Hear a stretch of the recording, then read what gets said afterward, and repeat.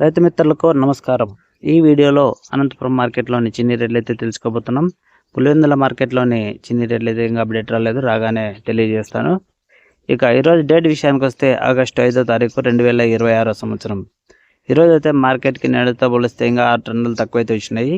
మొత్తం కలిపి 1024 టన్నులు చిన్నికలు అయితే రావడం అయితే జరిగింది. ఇక రేట్లు అయితే సేమ్ కొనసాగుతున్నాయి. 8,000 రూపాయలతో నుంచే మొదలైంది ఈరోజు.